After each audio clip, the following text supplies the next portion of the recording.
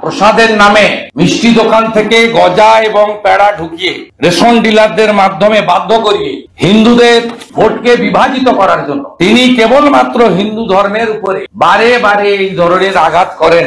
উনি দেখতে ভুলে গেছেন যে প্রসাদের একটা মূল অংশ জগন্নাথ ধাম মন্দির থেকে আসবে, সেই সব মিষ্টির দোকানে যাবে যারা এটা তৈরি করছে, প্যাড়া এবং গজা তার সাথে মিশিয়ে মানুষের কাছে যাবে। পশ্চিমবাংলার হিন্দুদের আস্থায় আঘাত করার জন্য একটা প্যাকেট তৈরির নির্দেশ দিয়েছেন। এই প্যাকেটটার দাম হচ্ছে 20 টাকা।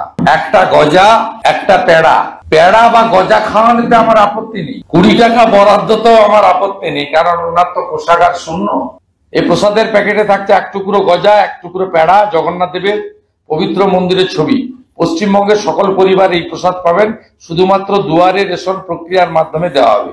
আমার আপত্তিটা শ্রী জগন্নাথ দেবের প্রসাদ বলে উনার হাসি মুখের ছবি সহ প্রসাদের নামে মিষ্টি দোকান থেকে গজা এবং পেড়া ঢুকিয়ে রেশন ডিলারদের মাধ্যমে বাধ্য করিয়ে হিন্দুদের ভোটকে বিভাজিত করার জন্য তিনি কেবলমাত্র হিন্দু ধর্মের উপরে বারে বারে এই ধরনের আঘাত করেন, যার আমরা বিরোধিতা করি।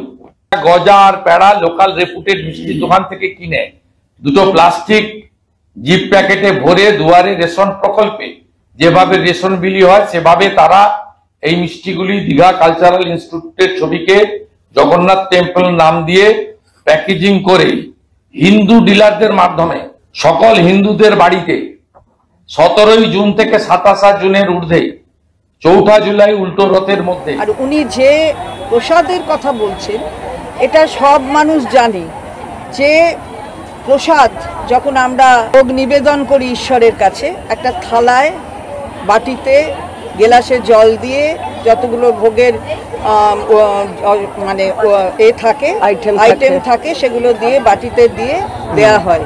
সেই ভোগের যে খাবারটা সেটাই মাকে দেওয়ার পরে সেটা বড় জায়গায় মিশিয়ে দেওয়া হয়।